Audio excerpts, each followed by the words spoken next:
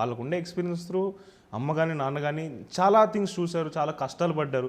ఈరోజు అమ్మైనా నాన్నైనా ఈ పొజిషన్లో ఎక్కడైతే ఉన్నారో చాలా అడ్డంకులు దాటుకొని వచ్చారు.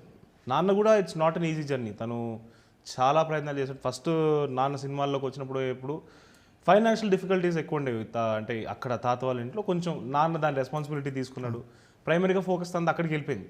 So he could not focus on his career. వచ్చినట్టు చేసేయాలి, డబ్బులు సంపాదించేయాలి అనే జోన్లోకి వెళ్ళిపోయాడు. సో అలాంటి కష్టాలు చాలా పడ్డాడు నాన్న. తర్వాత అమ్మ కూడా ఇట్స్ నాట్, అమ్మ వాళ్ళ ఫాదర్ ఒక రైల్వే క్యాషియర్, రైల్వే క్వార్టర్తో బతికేవాళ్ళు. అక్కడి నుంచి అమ్మ ఈరోజు ఏ పొజిషన్లో ఉందంటే it is something inspiring.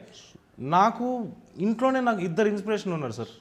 It is something అంటే లైక్ చాలామంది అంటుంటారు కదా వాడికి బ్యాక్గ్రౌండ్ ఉంది, వీడికి బ్యాక్గ్రౌండ్ ఉంది అంటే ఎస్ నాకు బ్యాక్గ్రౌండ్ ఉంది. అది ఏ రకంగా అంటే నాకు ఇన్స్పిరేషన్ ఇవ్వగలుగుతుంది, నాకు నాలెడ్జ్ని ఇవ్వగలుగుతుంది, నాకు suggestion ఇవ్వగలుగుతుంది.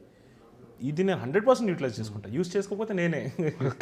So that way I'm blessed like that sir.